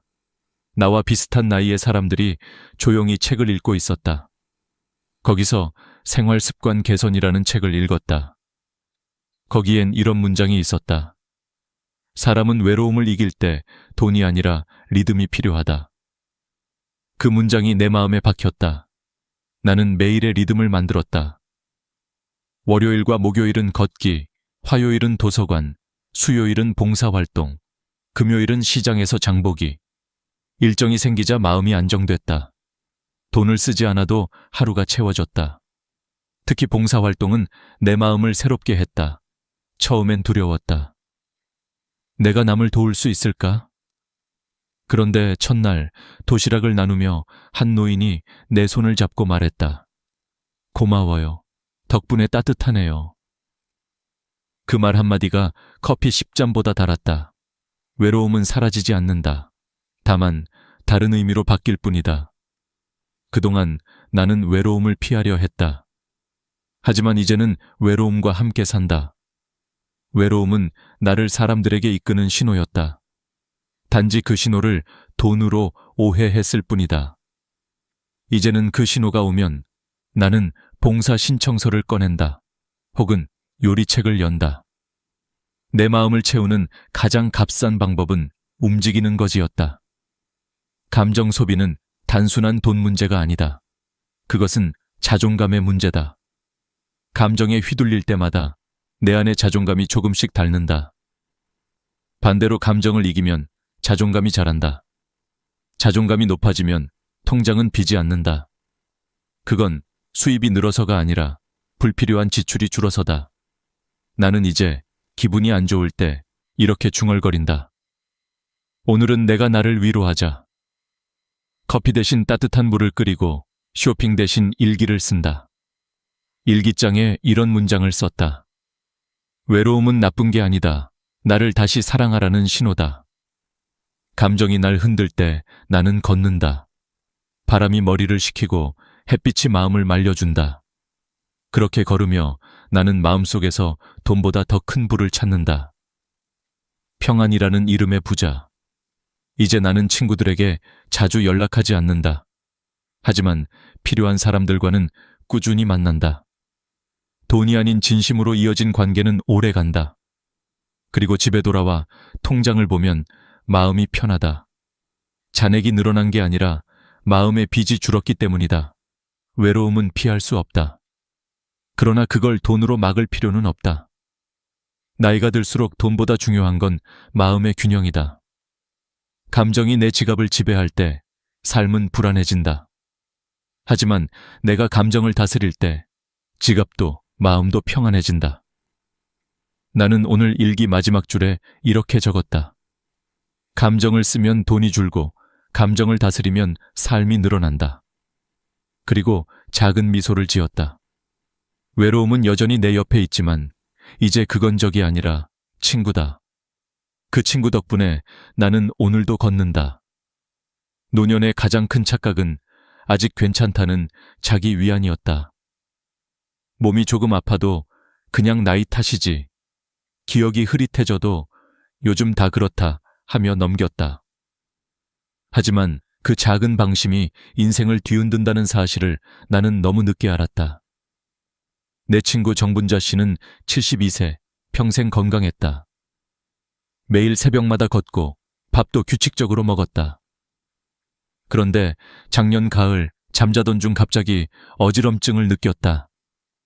잠깐만 쉬면 괜찮겠지. 하지만 다음 날에도 증상은 나아지지 않았다. 병원에 가니 의사가 말했다. 고혈압이 심하네요. 당장 입원하셔야 합니다. 그녀는 놀랐다. 나는 멀쩡한데요? 그러나 CT 결과는 냉정했다. 뇌혈관이 좁아지고 있었다. 의사는 단호하게 말했다. 1년만 더 미뤘으면 큰일 날 뻔했습니다. 그녀는 입원 중에 내게 이런 말을 했다. 나도 늘 나중에 건강검진 받아야지 했거든. 그런데 나중에가 안 오는구나. 그 말을 듣는 순간 내 심장이 철렁했다. 나도 5년째 건강검진을 미루고 있었다. 그날 밤 나는 다짐했다. 건강을 빚으로 남기지 말자. 우리는 돈 빚은 무서워하지만 건강 빚은 무심히 쌓아간다. 그런데 그 빚이 가장 무섭다. 돈은 갚을 수 있지만 건강은 갚을 시간이 없다. 건강검진 예약을 하러 병원에 갔을 때 간호사가 물었다. 특별히 불편한 곳 있으세요? 나는 잠시 멈췄다가 대답했다. 지금은 없어요. 근데 나중엔 있을 것 같아요. 간호사는 미소를 지으며 말했다. 그게 바로 지금 오셔야 하는 이유예요. 그 말이 내 가슴에 꽂혔다. 한국보건사회연구원의 통계에 따르면 65세 이상 고령자 중 건강검진을 정기적으로 받는 사람은 27%에 불과하다. 나머지 73%는 몸이 괜찮아서, 귀찮아서, 돈이 아까워서 미룬다고 한다. 그러나 역설적이게도 이 73%가 병원비의 80%를 차지한다. 조기 발견의 기회를 잃으면 치료비가 5배로 늘어난다. 결국 미루는 습관이 병보다 더 큰 병을 만든다. 나도 그랬다. 평소에 운동하니까 괜찮겠지라며 스스로를 속였다. 하지만 검진 결과는 냉정했다. 콜레스테롤 수치가 기준보다 높았다. 의사는 말했다. 지금이라도 조심하시면 됩니다. 다행이었다. 그날 이후 나는 삶의 리듬을 완전히 바꿨다. 늦게 자던 습관을 버리고 매일 아침 6시에 일어나 30분씩 걷기 시작했다. 처음엔 힘들었다. 하지만 2주가 지나자 숨이 덜 찼고 한 달이 지나자 얼굴빛이 달라졌다. 건강은 결국 습관의 누적이었다. 약이 아니라 반복이 나를 살렸다. 그래서 나는 생활 예금을 만들었다. 돈이 아니라 습관을 저축하는 통장이다. 거기엔 이렇게 적었다. 아침에 일어나면 물 한 잔, 30분 걷기, 염분 적게, 하루 한 번 웃기. 그 통장은 이자가 붙지 않지만 내 삶을 늘려주는 힘이 있었다. 가끔 친구들이 말했다. 이 나이에 뭐가 달라지겠어? 하지만 나는 웃었다. 바뀌는 건 나이보다 마음이야. 진짜 노화는 세포가 아니라 의지가 멈출 때 시작된다. 나는 병원 대기실에서 많은 사람을 보았다. 대부분 젊을 땐 괜찮았는데 라고 말했다. 그 말 속엔 후회가 가득했다. 우리는 언제나 건강할 때가 당연하다고 착각한다. 하지만 당연한 건 없다. 건강은 지켜야만 남는 유일한 자산이다. 그 후 나는 집안도 정리하기 시작했다. 약통을 열고 유통기한이 지난 약을 버렸다. 냉장고 속 오래된 반찬통도 버렸다. 건강은 음식과 환경에서 시작된다는 걸 배웠기 때문이다. 깨끗한 집은 깨끗한 몸을 만든다. 반찬통이 비워지자 마음도 가벼워졌다. 그리고 어느 날 나는 공원에서 노부부를 보았다. 두 사람은 천천히 걸으며 손을 꼭 잡고 있었다. 남편이 아내에게 말했다. 당신 덕분에 병원 가서 살았잖아. 아내가 웃으며 대답했다. 건강은 결국 사랑이야. 그 말을 듣는 순간 가슴이 뭉클했다. 건강은 자신을 위한 게 아니라 사랑하는 사람을 위한 약속이었다. 이제 나는 건강검진을 무서워하지 않는다. 오히려 감사하다. 그건 내 몸이 나에게 보내는 편지이기 때문이다. 나 아직 괜찮니? 그 편지에 대답하는 게 건강검진이다. 나는 오늘 일기 마지막 줄에 이렇게 적었다. 몸을 돌보는 건 생명을 사랑하는 예의다. 이제 나는 매년 내 몸에게 예의를 다하기로 했다. 그것이 돈보다 귀한 투자이며 가장 확실한 연금이기 때문이다. 인생의 마지막 정리는 물건이 아니라 마음이었다. 나이가 들수록 버리는 일보다 남겨두는 일이 더 어려워진다. 그러나 나는 깨달았다. 정리하지 않으면 삶은 나를 짓누른다. 그건 집안의 물건만이 아니라 관계와 후회, 그리고 미련까지 포함된다. 언젠가부터 내 집은 물건의 무덤 같아졌다. 유통기한 지난 약통, 깨진 반찬통, 고장난 전자제품, 쌓인 종이 더미들. 이 모든 것이 내 인생의 짐이 되어 있었다. 그런데 어느 날 그 짐을 정리하기 시작하자 놀라운 일이 일어났다. 마음이 가벼워진 것이다. 처음엔 단순히 청소라고 생각했다.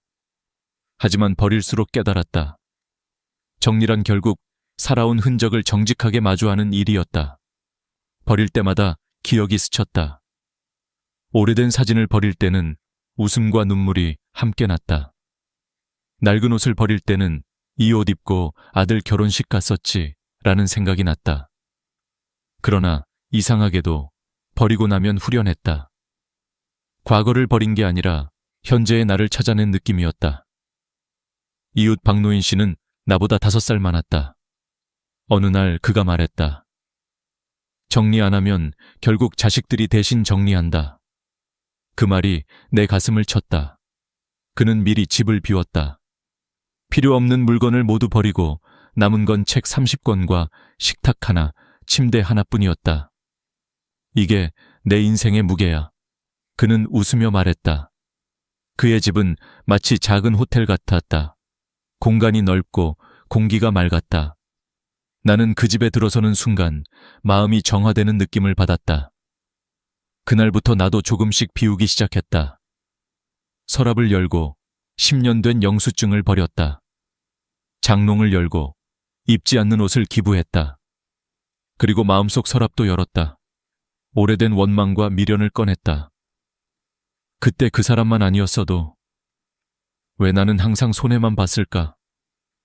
그런 생각들을 하나씩 꺼내며 적었다. 그리고 종이를 찢어버렸다. 그 순간 정말 이상하게도 어깨가 가벼워졌다. 물건을 버리면 공간이 생기고 감정을 버리면 평화가 생겼다. 한국의 정리 전문가 박현주 씨는 이렇게 말했다. 집은 결국 마음의 거울이다. 어수선한 집엔 미뤄진 감정이 쌓인다.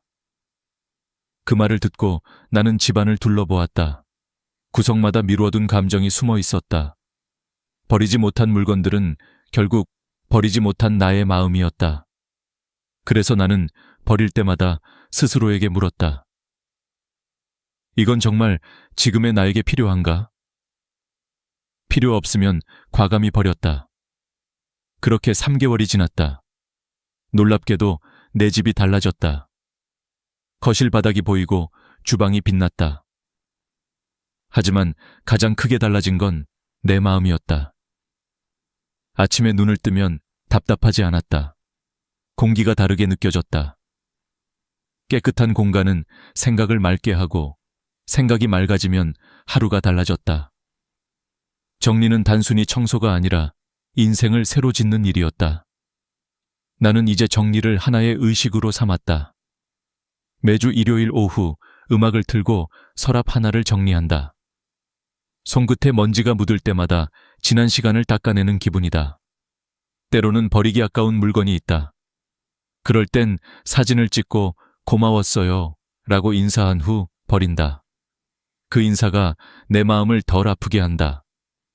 정리는 죽음을 준비하는 일이 아니라 삶을 더 잘 살기 위한 연습이다. 내가 떠난 뒤 자식들이 내 물건을 치우며 눈물을 흘리기보다 내가 살아있을 때 내 손으로 내 인생을 정리하는 게 더 아름답다. 남은 물건보다 남은 사람이 더 소중하기 때문이다. 마지막으로 나는 서랍 안에 편지 한 장을 넣었다. 이 집을 정리하면서 배운 것은 버림은 끝이 아니라 시작이었다. 이제 남은 공간에는 내가 사랑하는 사람들과 평화가 머물기를. 그 편지를 넣고 서랍을 닫을 때 내 안에서도 하나의 문이 닫히고 또 다른 문이 열렸다. 정리는 결국 비움으로 채우는 예술이었다.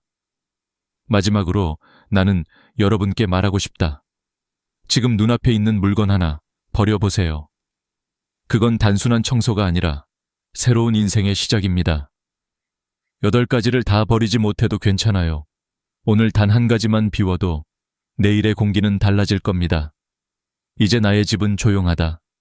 그러나 그 고요함 속에는 따뜻한 생기가 흐른다. 내 삶은 여전히 진행 중이고 나는 여전히 배우고 있다. 버릴수록 삶은 가벼워지고 가벼울수록 행복은 가까워진다. 나는 오늘 일기 마지막 줄에 이렇게 적었다. 정리는 끝이 아니라 내일을 위한 여백이다. 안녕하세요, 여러분. 오늘은 정말 중요한 이야기를 드리려고 합니다. 이 영상을 끝까지 보지 않으면 올해만 400만 원을 놓칠 수도 있습니다. 믿기지 않죠? 하지만 실제로 그런 일이 지금도 일어나고 있어요. 제가 얼마 전에 상담했던 분이 계세요. 경기도 의정부에 사는 68세 박영자 할머니. 할머니는 작년에 기초연금 신청 기간을 놓쳐서 1년 동안 한 푼도 못 받으셨습니다. 한 달에 33만 원씩이면 1년이면 거의 400만 원이잖아요. 그 돈이면 쌀도 사고 전기세도 내고 반찬도 살 수 있는데 할머니의 목소리에는 분노보다 더 깊은 허탈함이 담겨 있었습니다. 그냥 누가 알려주겠지 했어요. 근데 아무도 말 안 해줬어요. 그 말이 마음에 남았어요. 이 나라는 제도를 만들었지만 알려주지는 않았구나. 뉴스에서도, 신문에서도, 인터넷에서도 복잡한 용어만 넘쳐나고 우리 어르신들께서는 나랑은 상관없는 이야기라며 넘기십니다. 하지만 아닙니다. 이건 지금 당신의 이야기입니다.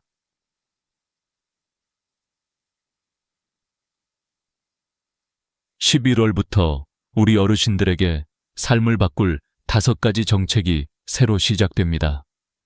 1. 기초연금 인상, 기노인 일자리 확대, 3. 병원비, 부담 경감, 4. 에너지 바우처, 지원 확대, 5. 교통비 혜택 확장. 이 5가지를 알면 겨울을 따뜻하게, 노후를 든든하게 보낼 수 있습니다. 그런데 문제는 한 가지. 이 혜택들, 가만히 있으면 자동으로 주어지지 않습니다. 신청해야 합니다. 직접 움직여야 하고 기한 안에 서류를 내야 합니다. 지금 이 순간에도 이미 신청한 분들이 있습니다. 주변 사람들은 정보를 듣고 발빠르게 움직이지만 정보를 모르는 사람은 그대로 놓칩니다. 나는 나중에 해야지. 시간 있을 때 천천히 보자. 그 말 한마디 때문에 1년치 혜택을 잃을 수도 있습니다. 할머니가 마지막에 이렇게 말씀하셨어요. 평생 세금 내고 일했는데 필요할 때 못 받으니까 억울하더라고요. 그 말이 가슴 깊이 박혔습니다. 그분만 억울해야 할까요? 아닙니다. 국가가 만들어 놓은 혜택을 몰라서 받지 못하는 우리 모두의 문제입니다. 그래서 오늘은 제가 직접 알려드리겠습니다. 어디서, 어떻게, 무엇을 신청해야 하는지 이 영상을 보시는 당신은 더 이상 놓치지 않게 될 거예요. 이제부터 하나씩 이야기해 보겠습니다. 먼저 가장 많은 분들이 궁금해하시는 첫 번째 변화, 기초연금. 누가 얼마나, 어떻게 받는 걸까요? 한 달에 34만 원이 넘는 돈이 들어올 수도 있습니다. 하지만 조건과 기준이 바뀌었기 때문에 작년에 안 됐던 분이 올해는 받을 수도 있습니다. 이제 본격적으로 살펴보겠습니다. 저는 이 이야기를 할 때마다 꼭 말씀드리고 싶어요. 기초연금은 시혜가 아니라 권리입니다. 나라가 당신을 돕는 게 아니라 당신이 평생 낸 세금으로 되돌려받는 겁니다. 그런데 아직도 많은 분들이 이렇게 말씀하세요. 나는 국민연금도 받는데 기초연금은 못 받겠지? 아니요. 그렇지 않습니다. 2025년부터 기초연금 금액과 기준이 모두 바뀌었습니다. 이제는 최대 310원. 10년 전에는 20만 원이었는데 물가와 생활비 상승을 반영해 무려 14만 원이나 올랐습니다. 정부가 그만큼 노후 빈곤을 줄이기 위해 노력하고 있다는 뜻이죠. 하지만 여기서 중요한 건 최대라는 단어예요. 모든 분이 34만 원을 받는 건 아닙니다. 소득이 있거나 국민연금을 많이 받는 분은 감액이 됩니다. 예를 하나 들어볼까요? 부산에 사는 70세 이순희 할머니. 젊었을 때 직장 다니며 국민연금을 꼬박꼬박 냈습니다. 지금은 국민연금으로 한 달에 50만 원을 받으시죠. 그래서 기초연금은 34만 원 전액이 아니라 약 15만 원만 받습니다. 처음엔 억울하다고 하셨어요. 나는 열심히 냈는데 왜 줄어요? 하지만 생각해보면 국민연금 50만 원 플러스 기초연금 15만 원, 1월 65만 원이잖아요. 결국 합쳐서 안정된 생활비를 보장받는 구조인 겁니다.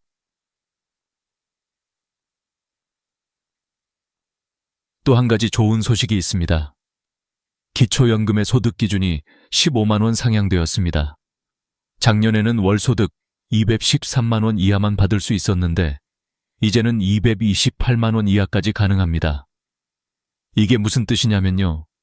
작년의 기준을 조금 넘어서 못 받았던 분들이 올해는 받을 수 있다는 거예요. 대전에 사는 66세 최영순 할머니가 좋은 예입니다. 작년에는 월 220만 원 소득 때문에 탈락했지만 올해는 기준이 228만 원으로 올라가면서 기초연금 수급 자격이 생겼습니다. 지금은 매달 34만 원씩 받으며 생활이 훨씬 여유로워졌죠. 할머니는 웃으며 그러셨어요. 7만 원 차이로 작년에 못 받았는데 올해는 이렇게 받으니까 정말 고마워요. 이 한마디가 제 마음을 따뜻하게 했습니다. 기초연금의 진짜 의미는 돈이 아니라 마음의 여유입니다.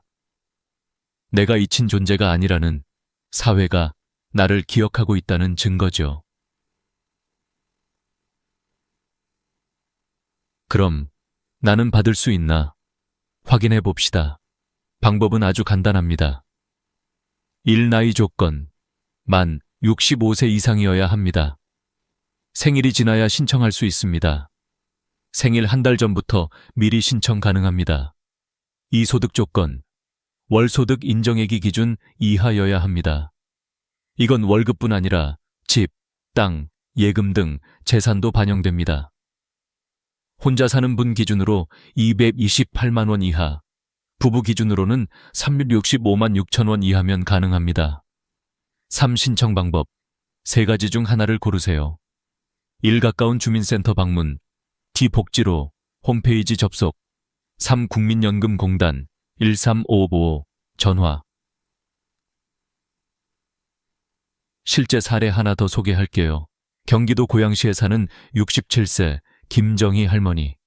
작년에 나도 받을 수 있을까? 궁금해서 국민연금공단에 전화하셨대요. 직원분이 이렇게 물어봤답니다. 혼자 사세요? 소득은요? 일은 하시나요? 답을 듣고 바로 이렇게 말했대요. 할머니, 자격되세요. 내일부터 신청하셔도 됩니다. 그날 바로 주민센터로 가서 신청서를 내셨고 다음 달부터 매달 34만 원씩 통장에 들어오기 시작했습니다. 그녀는 말했습니다. 전화 한 통으로 이렇게 인생이 달라질 줄 몰랐어요. 그 말이 정말 인상 깊었어요.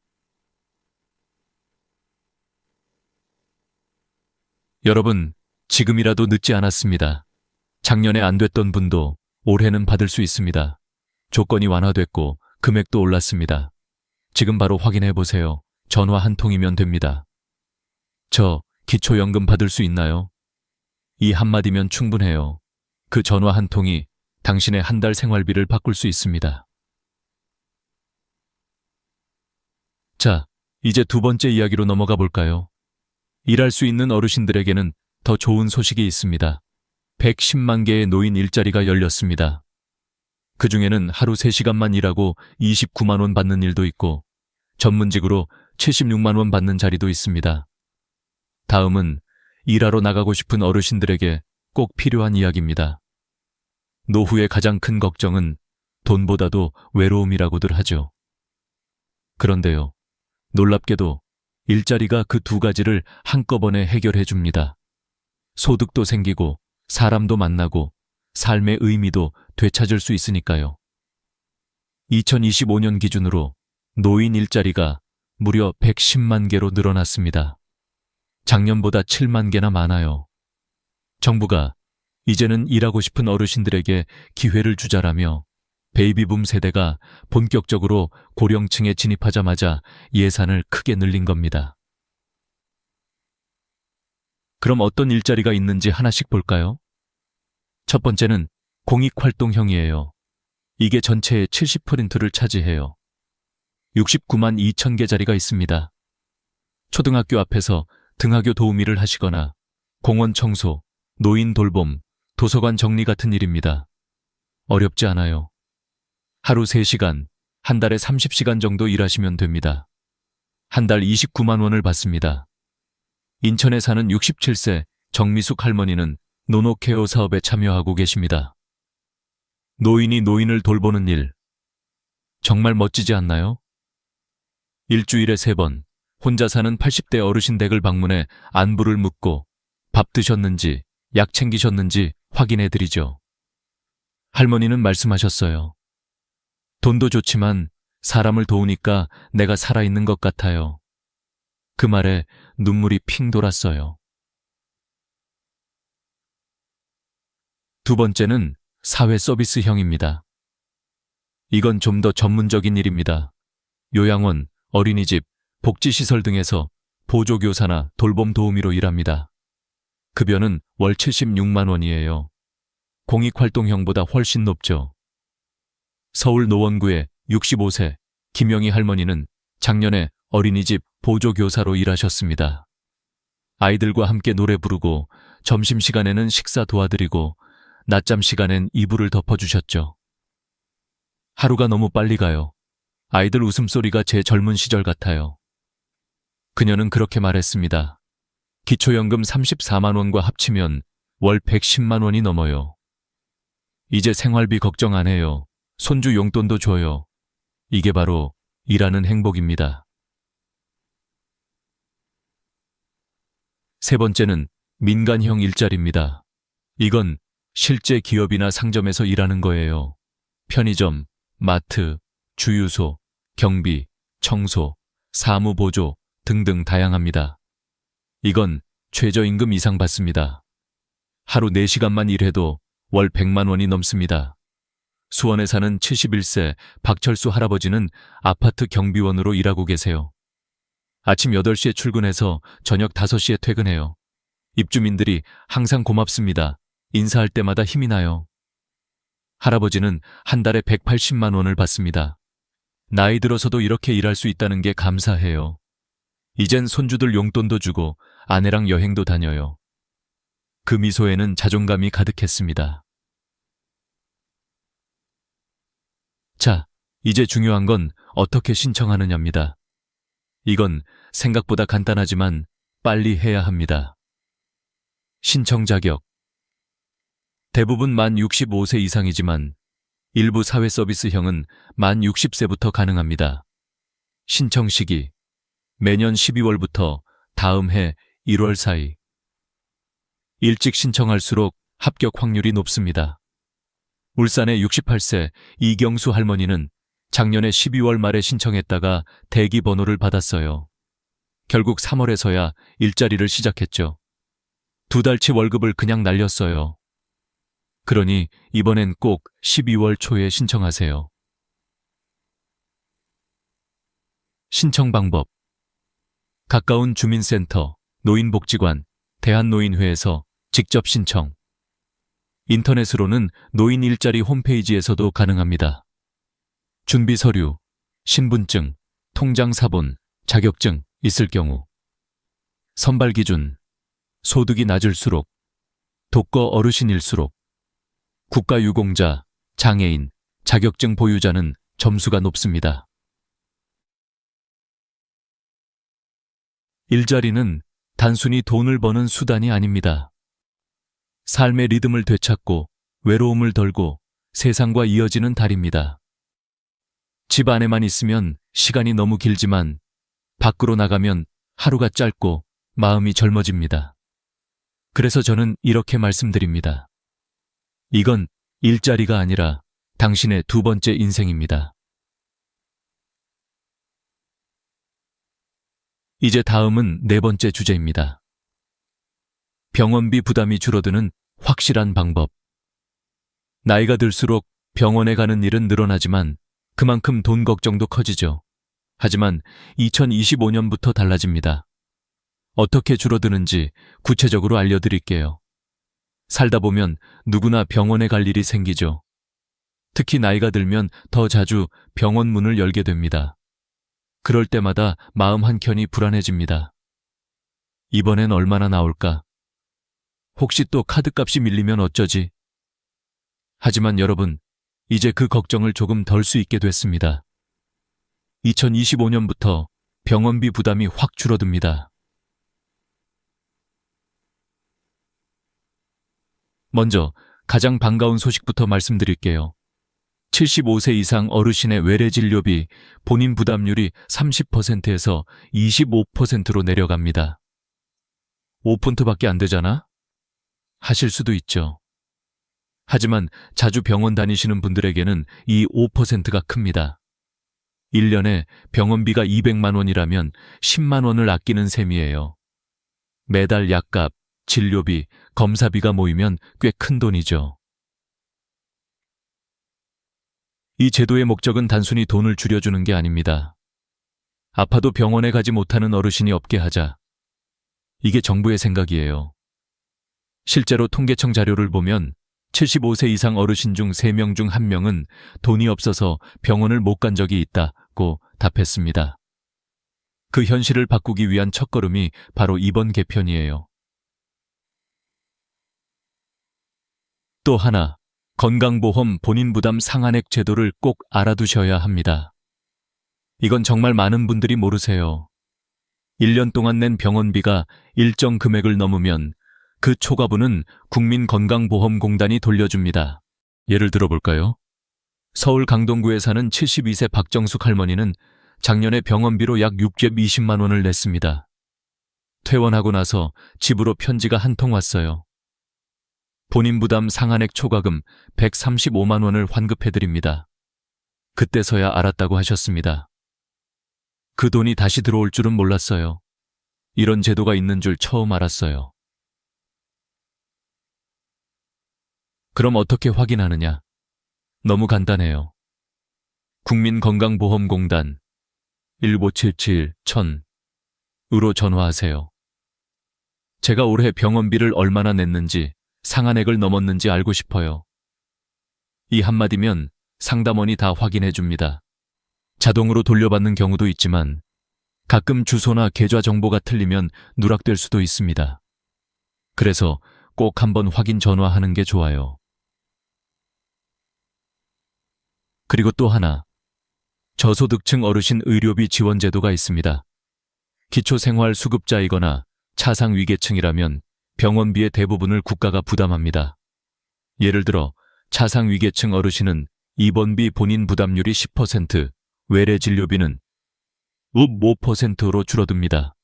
병원에서 접수할 때 차상위 본인 부담 경감 대상자입니다. 이렇게 말씀하시면 바로 할인 적용됩니다. 그럼 약값은 어떨까요? 2025년부터는 고혈압, 당뇨 등 만성질환 약을 장기 처방받을 수 있게 됩니다. 지금까지는 매달 병원에 가야 했지만 이제는 의사와 상의해서 3개월치까지 한 번에 처방받을 수 있습니다. 병원비도 줄고 시간도 아낄 수 있죠. 저는 이런 제도를 볼 때마다 한 가지 생각이 듭니다. 이건 어르신들을 위한 복지가 아니라 평생 성실히 살아온 사람에 대한 보답이다. 젊을 땐 세금 내고 국민연금 내고 자식 키우고 나라를 위해 일한 세대잖아요. 이제는 그 노고에 대해 돌려받는 시간입니다. 여기서 꼭 기억하세요.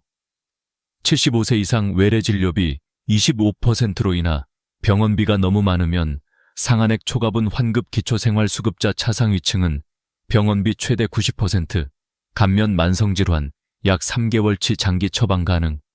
이 네 가지만 챙기셔도 1년에 수십만 원 이상 절약할 수 있습니다.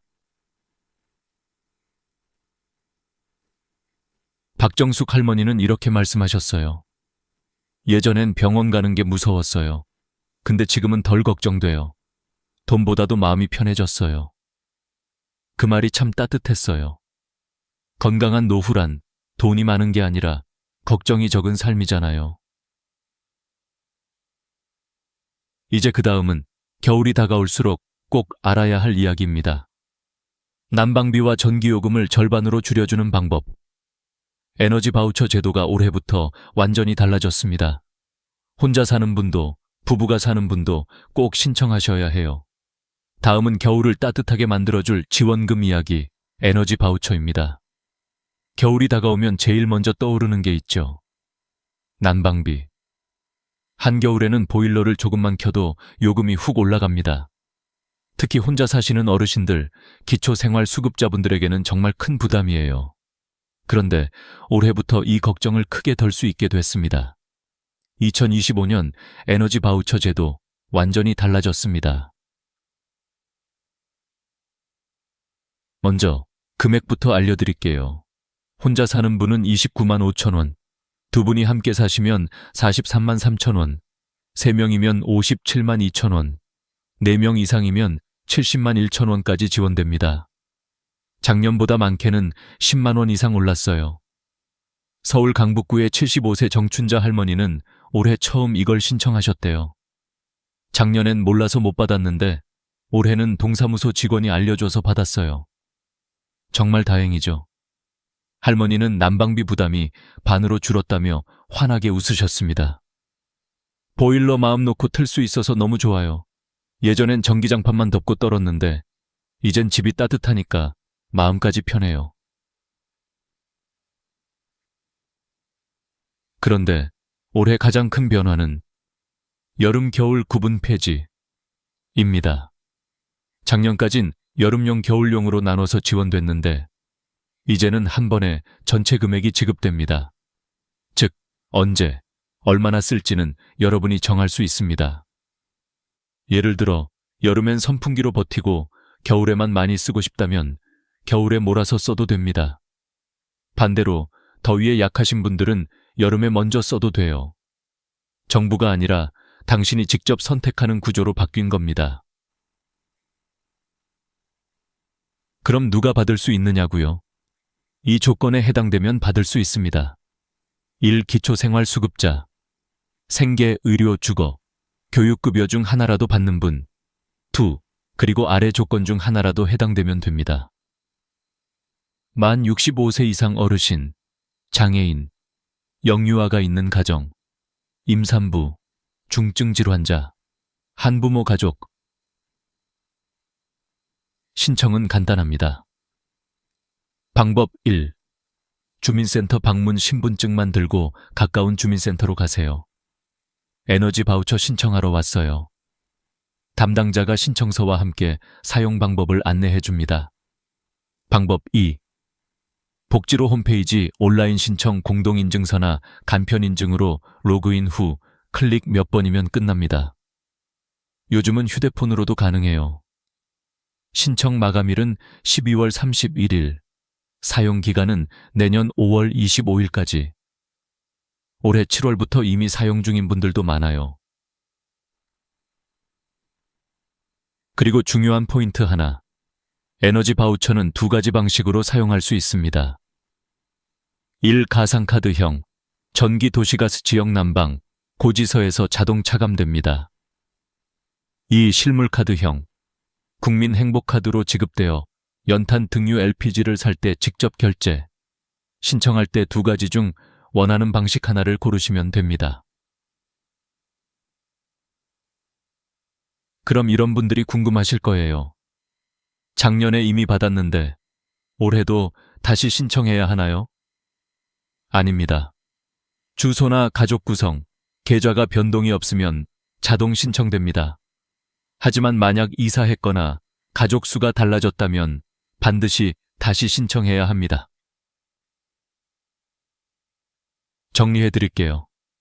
혼자 살면 약 30만 원, 둘이면 43만 원 이상 지원 여름 겨울 구분 없이 자유롭게 사용 가능 주민센터나 복지로에서 12월 31일까지, 신청 사용 기간은 내년 5월 25일까지. 서울 구로구에 사는 69세 김명자 할머니는 이렇게 말씀하셨어요. 이건 단순한 지원금이 아니라 마음의 온기예요. 보일러 켤 때마다 나라가 나를 기억해준다는 느낌이 들어요. 그 말이 참 따뜻했습니다. 에너지 바우처는 겨울의 온도뿐 아니라 마음의 온도를 올려주는 제도입니다.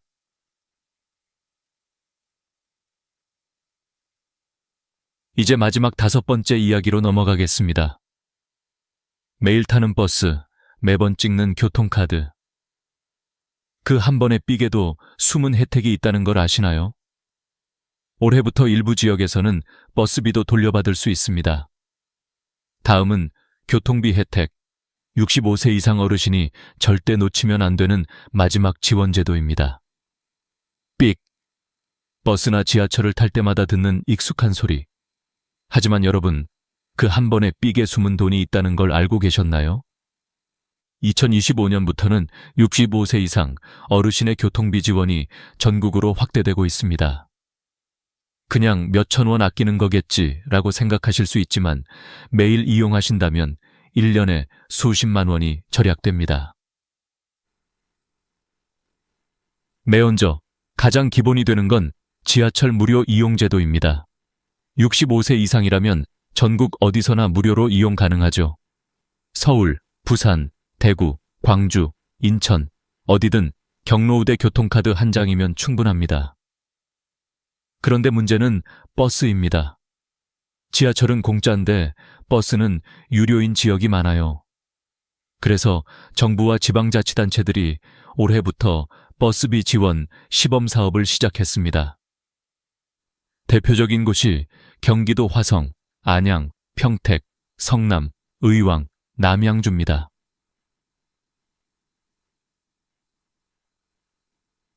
예를 들어볼까요? 성남시에 사는 70세 윤경자 할머니는 매일 버스로 시장에 갑니다. 작년엔 왕복 2,600원씩 한 달에 약 6만 원이 들었어요. 그런데 올해부터는 교통비 캐시백 제도 덕분에 한 달에 쓴 버스비를 나중에 돌려받게 됐습니다. 성남은 연간 최대 23만 원까지 환급돼요. 결국 1년에 4개월은 버스를 공짜로 타는 셈이죠. 의왕시는 조금 다릅니다. 65세 이상이면 분기마다 5만 원씩, 연간 20만 원까지 지원합니다. 버스 탈 때마다 경로우대 카드로 찍기만 하면 나중에 계좌로 환급이 들어옵니다. 그리고 정말 놀라운 소식이 있습니다. 대구는 2025년부터 75세 이상 어르신 버스 완전 무료. 지하철뿐 아니라 시내버스도 무료입니다. 그리고 매년 한 살씩 낮춰서 2026년엔 74세, 2027년엔 73세, 2030년엔 70세 이상이면 누구나 무료가 됩니다. 광주도 기너스 패스 제도를 도입했어요. 65세 이상이 한 달에 15번 이상 버스를 타면 이용요금의 최대 50%를 돌려줍니다. 탈수록 돌려받는 시스템이 된 거예요. 서울은 아직 버스는 유료지만 중구나 일부 자치구는 자체 예산으로 교통비를 지원합니다. 택시까지 포함하는 곳도 있습니다. 이건 지역마다 다르기 때문에 꼭 주민센터에 전화로 확인하세요.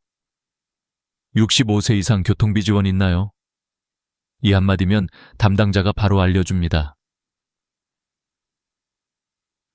이제 신청 방법을 정리해 드릴게요.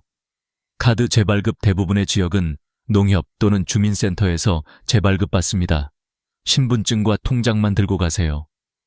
어르신 교통카드 재발급 받으러 왔어요. 바로 그 자리에서 카드가 나옵니다. 사용 방법, 버스 탈 때마다 그 카드로 삑. 한 달 단위로 사용 내역이 집계되어 분기마다 환급금이 자동 입금됩니다. 추가 팁. 지하철에서 버스로 환승할 때는 버스 요금이 적용됩니다. 반대로 버스에서 지하철로 환승할 때는 무료입니다. 환승 시간은 30분 이내 꼭 기억하세요.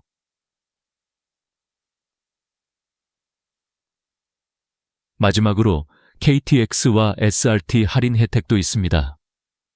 65세 이상은 평일 기준 30% 할인, 코레일톡 앱이나 역 창구에서 경로우대 선택만 하면 됩니다.